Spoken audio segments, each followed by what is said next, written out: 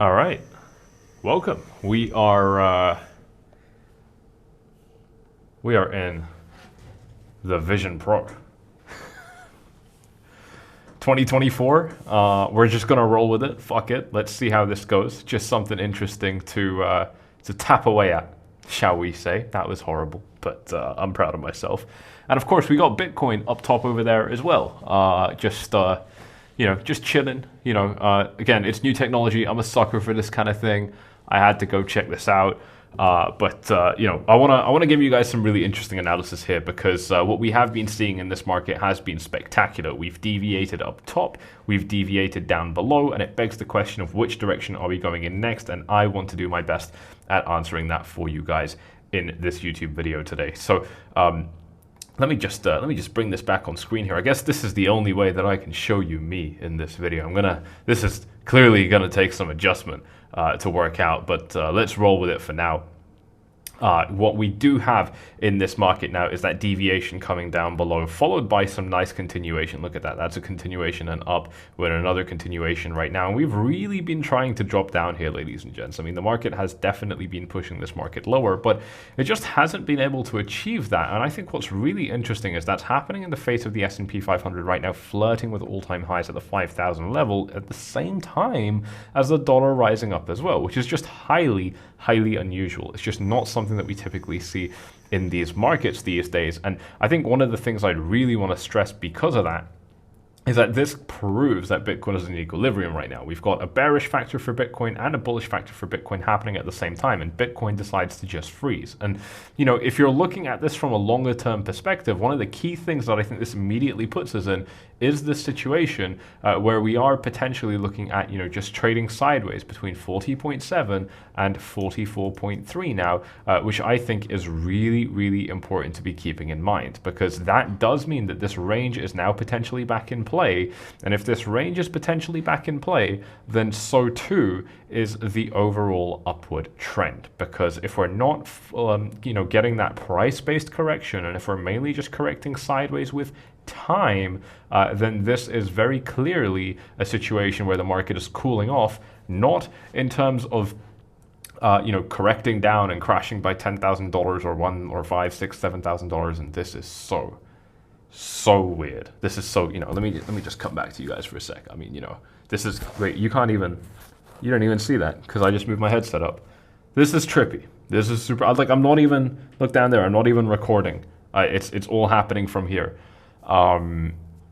Anyway, let's come back to the chart. It does mean that we're now looking at more of a time-based correction instead of a price-based correction, which I still have conflict with. And, one of the key reasons I still have conflict with that is, if we do take a look at this BLX chart right here, taking a look at the halvings, it's the same thing I've said to you guys previously, right? Our halvings tend to coincide with really nice drops, and we've had a beautiful opportunity to pull that off because of this massive rally.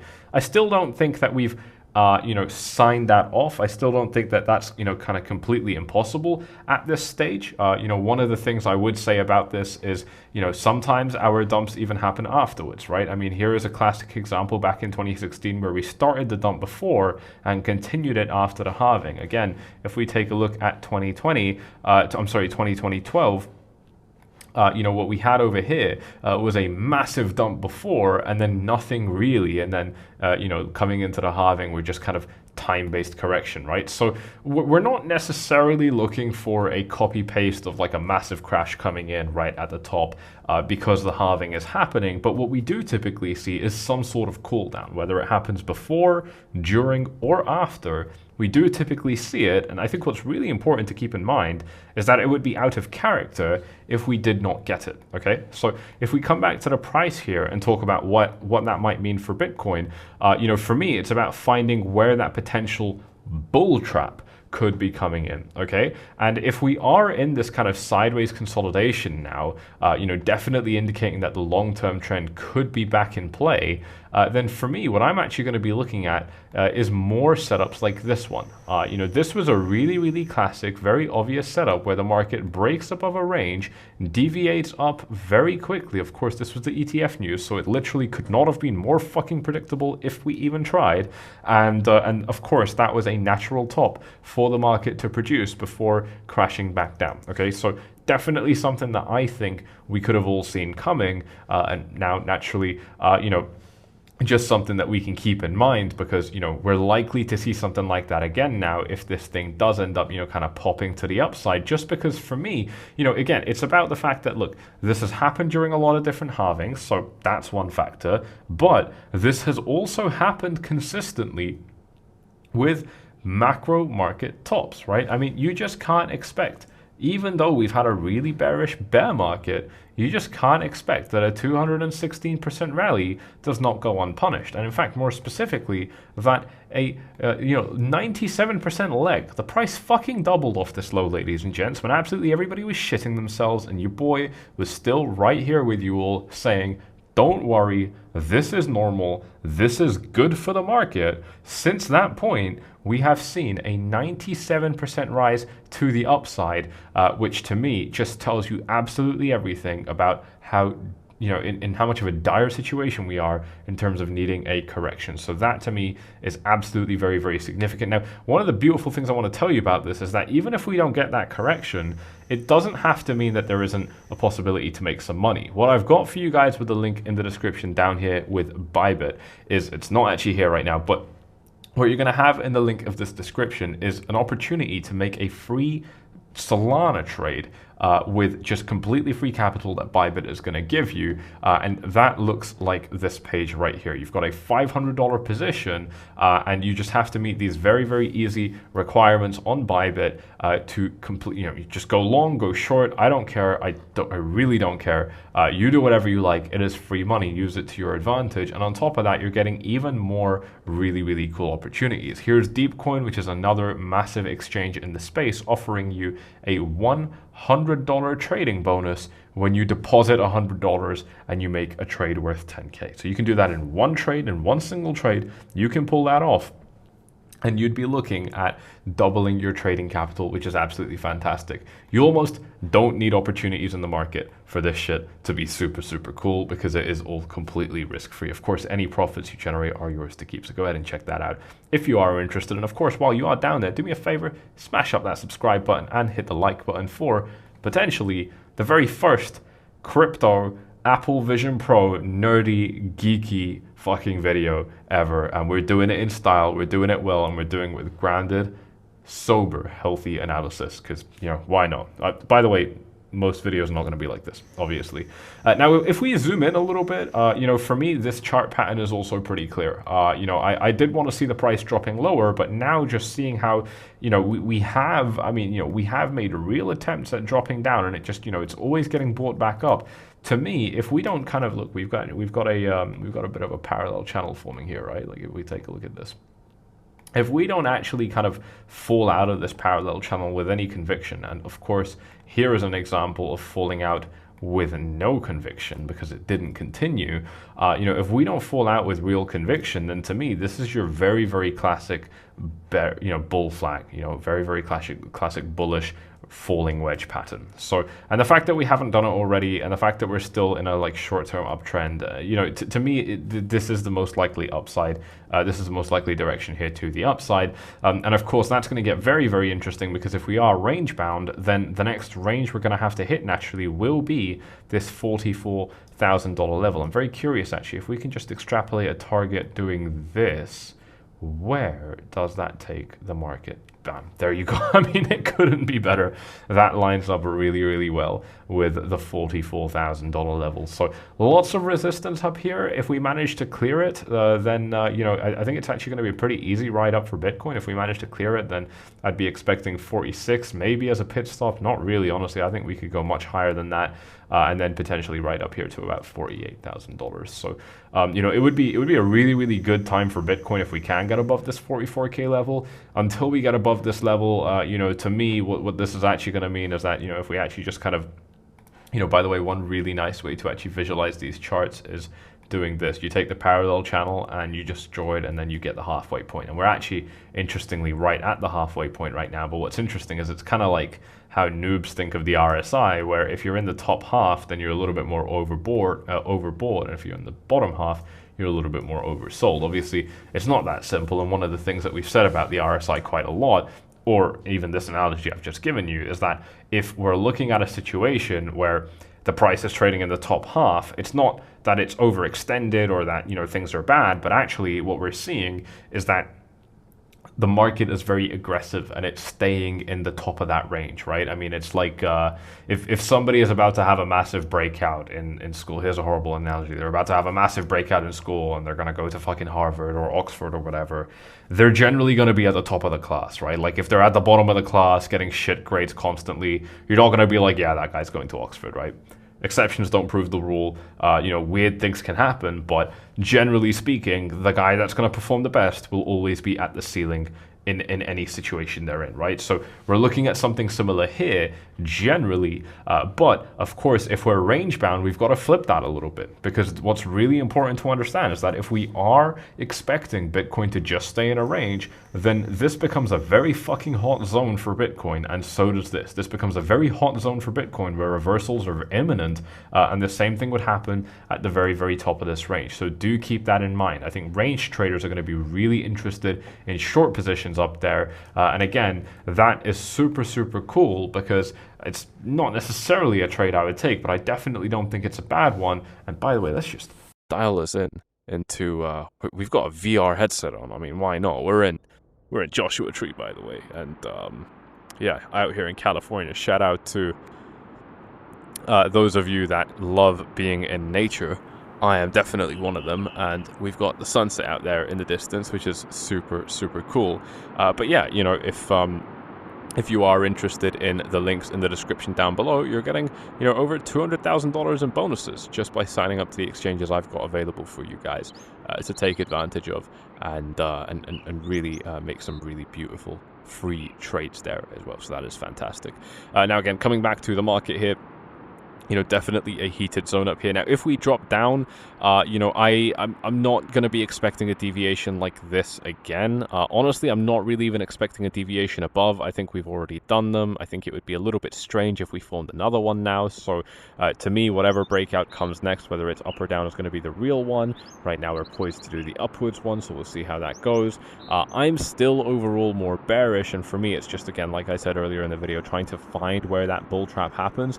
Is that going to stop me from making money on the upside? Obviously not. If that's what you're thinking, you're probably very new to this YouTube channel. That's not how we do this. We rip gains in this market like it's nobody's fucking business, just getting straight at it. Look at this, absolutely beautiful trades. I haven't made that many over these recent months, and it is because I know when I'm making money, and I know how to keep that money in my pocket. And a lot of people, they really struggle with that. They'll make some nice trades and they'll give them straight back to the market. They'll give their profits straight back. That's not what we do. That's not how we do it out here. So that is something I do like to take very, very seriously. Let me move this out of the way. Let's, where can we put that? Let's put that over there. And so, yeah, if we do end up dropping down, for me, this, you know, the support levels are going to be at about 38, you know, dropping down to about 35, and then potentially even, oh shit, I've just banged my microphone again, and then all the way down to about $32,000. And I'd still love to see, my opinion remains unchanged, I'd love to see a deviation below, and then the party really fucking starts. It would be a really nice big pullback. It would allow Bitcoin to come down to this secure $32,000 level. You know, a lot of boxes would be checked for the long-term market, and at the moment, I think my concern is that, you know, we do have a, you know, quite turbulent position where if we do end up continue rising up from here without actually getting a significant price pullback, then, you know, that's going to make this chart look way too overextended. Way too overextended. I can't see my keyboard, so let me dial this back down. And if we go ahead and look at this on the BLX chart, you know, one of the things that I do want to take a look at is the monthly time frame here, because one of the things that we did get, which was quite nice, is a very, very juicy monthly setup here. So if we go ahead and zoom in and take a look at what that looks like now, we are starting to get a little bit of a, kind of pullback here. To be fair, we're like 6 days into February, so it's a little bit too early to say. This is a super clear reversal candle. I mean, this is a clear candle that says we fucked around and then we found out, and now we're dropping a little bit lower. So, very, very clear downside potential based off that candle here. And if we zoom in onto the weekly and take a look at what that might be telling us, again, to me, this is, very equilibrium. This is very much, look, we tried to push, we couldn't, then we ended up getting sent down, but the bulls stepped back in and they pushed us back into equilibrium. Again, it's not horrible. It's a little bit like this. Maybe this is the characteristic of our bull market. We don't really get super deep price pullbacks, but it just takes a long time. Obviously, I think you and I, we would probably prefer the deeper pullbacks because that's where you make more money, right? I mean, if the market is just trading sideways, you don't really make much money in that, and it actually gets quite frustrating, which can make you more likely to lose money. So, that's a factor which I think is worth taking into account. But that's some analysis on the market. I haven't really been here with you guys much over these last weeks, but super happy to get back into it. Let me know what you guys thought about this video. I mean, super strange, very out of character. It's obviously not something I'm gonna do often, unless you guys want it. But just so cool that we can even do this right now in 2024. This technology is unbelievable. By the way, it works exactly as advertised. I mean, okay, well, the App Store won't work for me, but it is absolutely beautiful. I'm just, you can see me with the camera feed. We can change the environment. This is super, super cool. I've actually been to Yosemite. That is a very cool rock. Yosemite is a very, very cool part of the world. And just look at that. Just look at that. I was actually hiking around, obviously, in this kind of place. And I started thinking, fuck, there's a lot of, bear bins, like a lot of trash cans for bears, like where you lock your shit up and you have to lock it, otherwise you're breaking the law, because if you don't lock your food away, you make it more likely for a bear to attack the community. And I just, being a fucking London boy, that's coming from the safest, country in the world. There's just nothing dangerous in the UK other than people. I was quite unsettled by the prospect of bears roaming around in this little wilderness here. So, fun little story from me. But I mean, this place is this thing is just absolutely fantastic. Again, I can't stress enough how exactly as advertised this thing works. It is so cool. It is legit. Apple have really outdone themselves on this one, and I love it. I absolutely love it. So, a little bit dystopian, you could say. Me personally, I don't really buy that narrative. I don't really buy the narrative that this is dystopian. One of the big reasons for that is because, I think what a lot of people don't like about these headsets is that they, people think you're gonna get sucked into this world and it's going to become, super strange. People aren't going to socialize. My argument is that once this shrinks down to a pair of glasses, a little bit like Google Glass, we're all, of course, familiar with Google Glass. Once that happens, what actually is going to take place is you're going to have way less of a reason to pick up your phone. You're going to have way less of a reason to dig in your pocket, pick your phone up, swipe up for Face ID, and just fucking be in that little world. And instead, you're going to be exactly where you are. And in this case, unfortunately, I'm not in nature right now because I'm still sat at my office using that MacBook.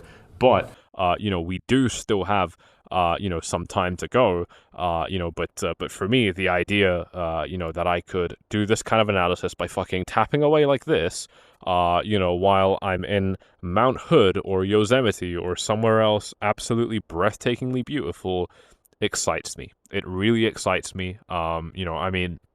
Imagine one of the things that happens these days, we can all relate to this, is we're in a foreign city, we're being tourists, or we're even in our city, we're taking walking directions. This applies more in walking directions. You don't quite know where you're going. You need to pick up your phone, pull up your directions again. Now, if you're somebody like me, but even if not, you'll still understand what I'm getting at. You're going to open up your phone to look at those directions, and then bam, notification, notification, notification. You just can't get away from it. There's people hitting you up, there's a fucking phone call, there's an alarm going off, it's hectic. In a world like this, put it on do not disturb, don't put it on do not disturb, doesn't matter. You're staying, walking on that street, looking at those birds. And again, I'm not talking about walking around with this, because this is dorky, this is cringe, this is, not what we want to be wearing outside of our home. Or an airplane. But when this becomes a pair of fucking Ray-Ban, Porsche design, cool, fashionable glasses, like Google Glass was, like the Meta Quest, like the Facebook glasses, when it becomes something that you will actually want to wear because it's a fashion item, the only thing that's going to happen, I think, well, no, it could go very wrong. But one of the key outcomes that could happen, and we are in charge of this, is that people will be more immersed in the world. You'll no longer be looking at your Apple Watch. You'll no longer be looking at your phone. You'll no longer be looking down. You'll be here. You'll be in real life, and you'll only be wearing a pair of glasses. So I buy into this tech fully. It's a little bit dystopian, sure, but I think that's part of the coolness here. It's good to be back, ladies and gents. I'll see you all in the next one. Cheers. By the way, make sure you subscribe, take the build, all the good stuff. Bybit, Deepcoin, check them out. Beautiful exchanges, great bonuses, huge bonuses. Super, super cool. Do it for the Vision Pro. All right, guys, I will see you all in the next one. Cheers. How do I turn this off?